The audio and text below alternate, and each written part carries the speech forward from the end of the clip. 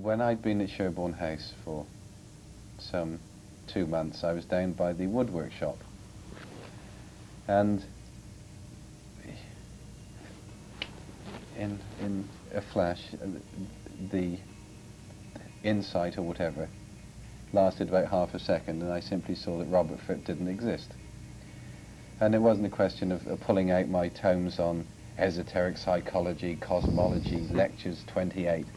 I simply saw that there was nothing there. Nothing there. But there was something, but it wasn't Robert Fripp. Robert Fripp simply wasn't there. It was just an arbitrary construct. It's quite terrifying, simply to know that one doesn't exist. So I would say that was a situation of exposure. Despite all statements to the contrary, that is in fact Robert Fripp, or in a more laconic phrase, Fripp, lead musician and mad genius behind King Crimson. No, not that one. I said King Crimson. But both are inspired by the progressive rock project turned, King Crimson defies genre. That is why, even with a 50-year on-and-off career, its influence is still felt today, though Robert Fripp feels the band never had much to do with progressive rock. King is sui generis, much like Robert Fripp himself, the only constant across all King Crimson incarnations, much to his sometimes chagrin. Fripp is even more complex than King Crimson itself, though he pretty much is King Crimson. Fripp is Fripp. He plays guitar, but does not particularly like the instrument. He prefers the term musician to guitarist. He refuses to become a nostalgia act and constantly reinvents the band. Did I mention he is still doing this despite being over 70 years old? One's first impression of Fripp, as his adoring public calls him, is of a stodgy English gentleman. Then the impression of a soft-spoken sociopath turned musician. Then of an incredibly insightful enigma of a man whose followers adore him for his equal ability to revolutionize and terrorize. Fripp, like the band, has layers and lawyers. This video is neither about Robert Fripp or King Crimson, though. It is more an observation on both. It is about music and the modern internet, I suppose. The decade-long war of attrition between Fripp, his fan base, music labels, and streaming services. Tale of Two Cities type stuff. A conflict that has just ended in a detonate this year on the King Crimson YouTube channel. Prepare to feel the plight of the 21st century schizoid man.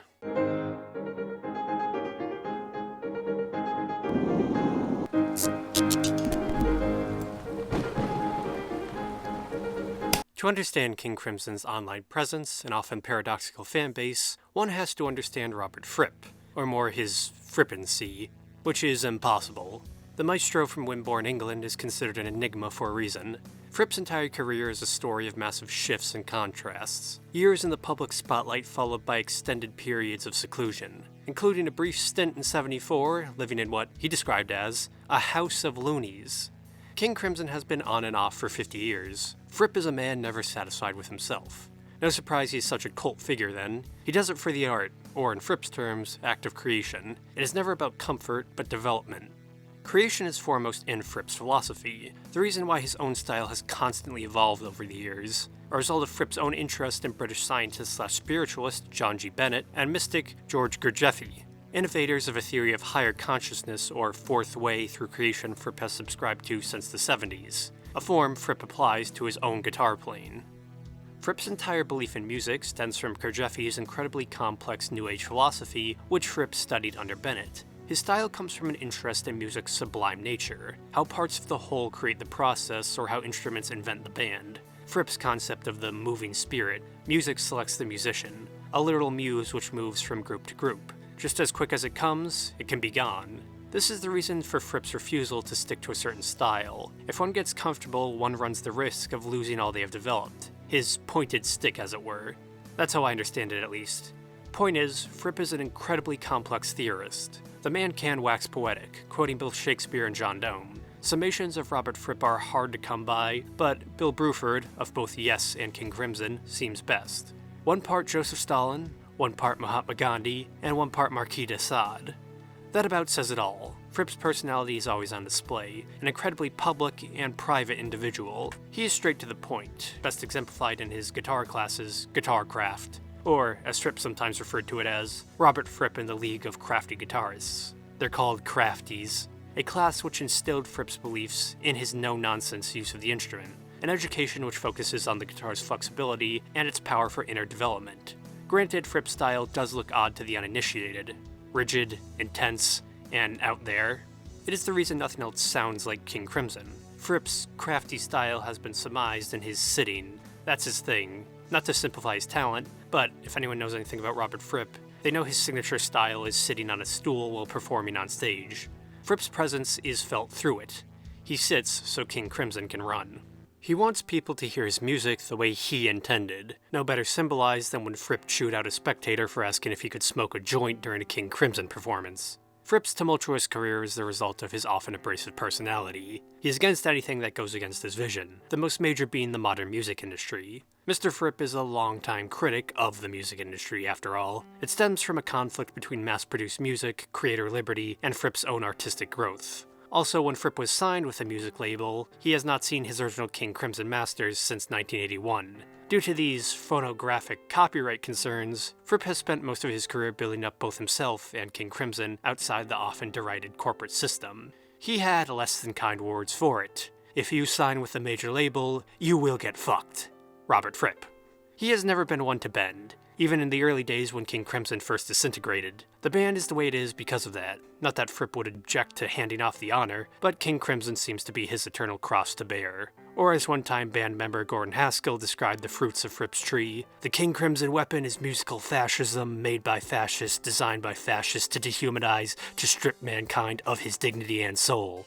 How then did Fripp find his footing outside the music industry for his musical fascism? He founded his own label, DGM, or DGM Live, or Discipline Global Mobile, in 1991. Its Celtic knot symbol, designed and retained by artist Steve Ball, is meant to represent Fripp's audio theory of absolute discipline. The purpose of DGM as an independent entity was to cut out the middleman or leviathan that is the music industry. Despite all the accusations of Fripp being out of touch, DGM exists to get musicians into contact with fans on fair terms, a system of pure trust. Or as DGM sets out its purpose in its 5-point mission statement, 1. The first aim of DGM is to help bring music into the world, which would otherwise be unlikely to do so, or under conditions prejudicial to the music and/or musicians. 2. The second aim of DGM is to operate in the marketplace, while being free of the values of the marketplace. 3. The third aim of DGM is to help the artist and staff of DGM achieve what they wish for themselves.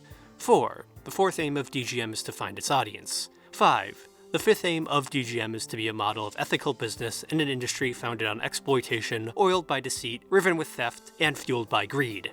In many regards, for being founded in 1991, DGM was far ahead of the curve, not only in principles but in seeking an alternative marketplace, connecting musicians to audiences, and in the application of the internet to music distribution. DGM was offering online orders and downloads of music, including King Crimson, back in 1999. 1999. That was before most people even knew you could get music online. While not the largest label, DGM has been on the cutting edge of the music industry for more than a decade. Fripp & Co. have always had an interest in use of the web to distribute music. It is pretty much a massive archive for King Crimson material, songs, videos, and Robert Fripp even posts his diary entries on the website. His actual diary too, or segments from it. The entries date all the way back to June 29, 1966, basically since King Crimson's inception. Granted, there are large gaps here and there, but it is a wealth of material on the band. Hundreds of entries. All of it also helps humanize Fripp to some degree.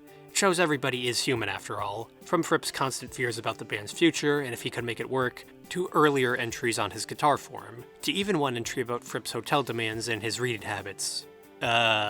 Nobody's perfect?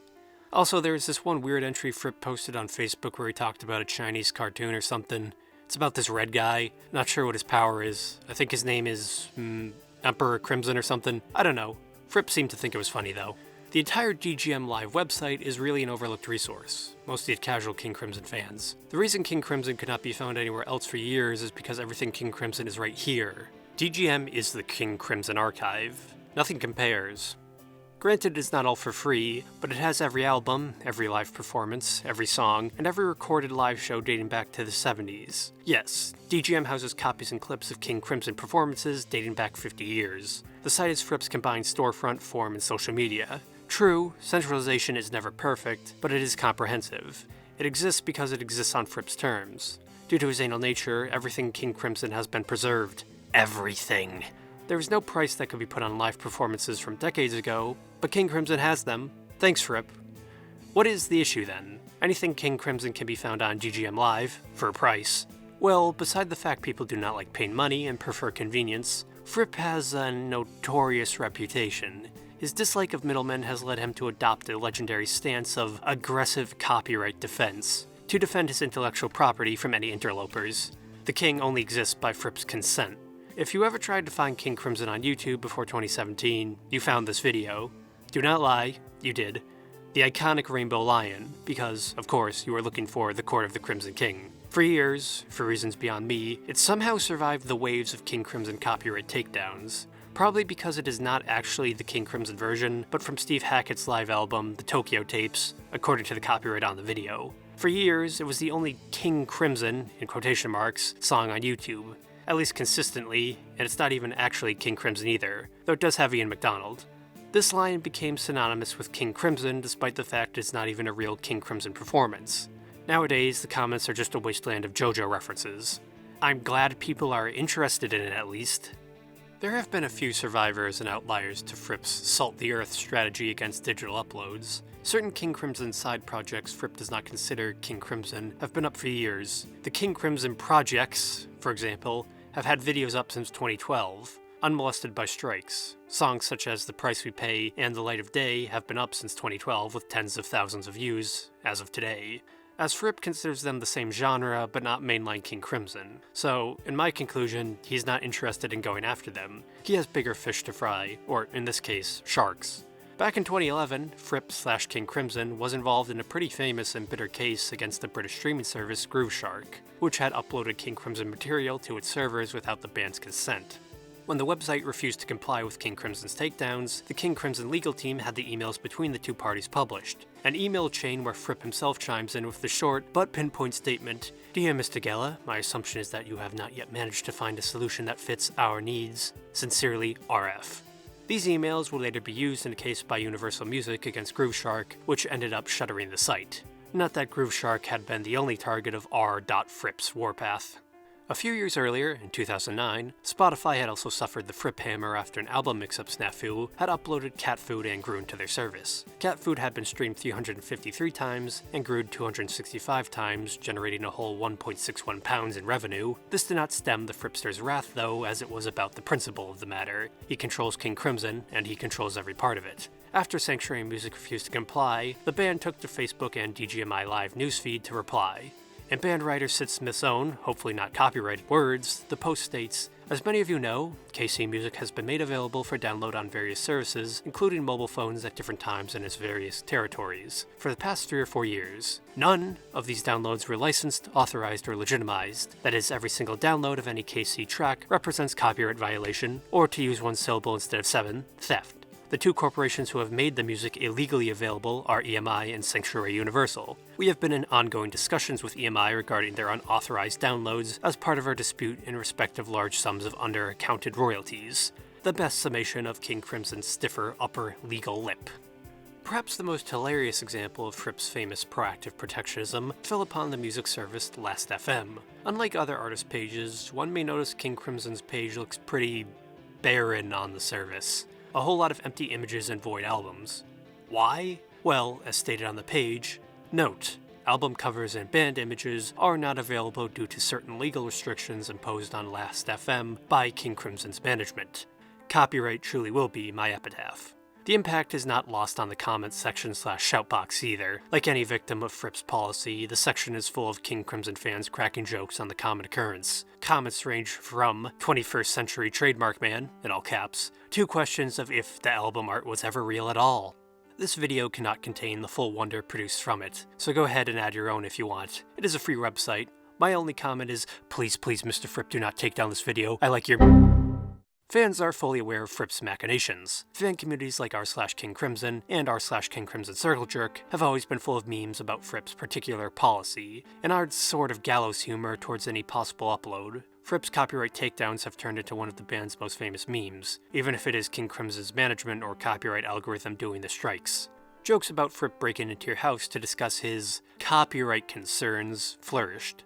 To get around the Frippian menace, fans devised workarounds. From uploading not in the Court of the Crimson King, to uploading 10 minutes of silence, to 6ix9ine's Greatest Hits and The Court of the Crimson King, there's an entire playlist for your not available in your country viewing pleasure. If you wanted to upload King Crimson, you had to outwit the Fripp.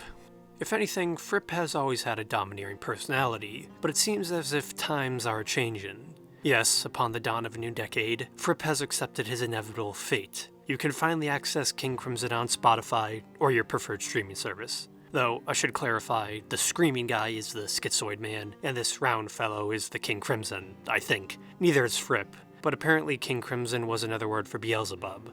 Sadly, it seems fans will no longer have the morning star that is Robert Fripp to torment them in the digital purgatory of the internet. The Requiem bell sounded in the comments when the King Crimson YouTube channel uploaded 21st Century Schizoid Man. Disbelief in official upload had finally occurred. After years of probing to sneak around the copyright trigger, there was finally one upload that will not go down. The surprise was pretty universal, though Fripp had been slowly coming to terms for the past few years. In 2017, the classic King Crimson albums were uploaded to iTunes, and a radical action to unseat the hold of Monkey Mind also showed up on Spotify. The King Crimson YouTube channel, and Fripp himself, had been growing more active online since 2016, so the move was not without precedent. Of course, Fripp jokes die hard. The current conspiracy is the King Crimson uploads, outside DGM or physical releases, are purposefully inferior, a devious scheme to sell more albums to new, unsuspecting fans who know not the long online tale of King Crimson's copyright conundrum. For their 50th anniversary, King Crimson has been uploading 50 tracks, one per week, with commentary to celebrate the milestone of 50 years in 2019. An effort, as Robert Fripp described it, to get beyond the prog ghetto and reach a new cohort of fans, young or old. As the descriptions state, to celebrate their 50th anniversary, King Crimson are releasing 50 rare or unusual tracks from the archives. Starting on the 13th of January, the date the band was formed in the Fulham Palace Cafe in 1969, these tracks will be released one a week for the remaining 50 weeks of 2019. Each track will be introduced by commentary from David Singleton, King Crimson manager and producer. A celebration of King Crimson's ever-changing nature, in sound, songs, lineup, and even intent, all with Fripp's consent of course. He is the king after all. Here's to him, and long may he reign.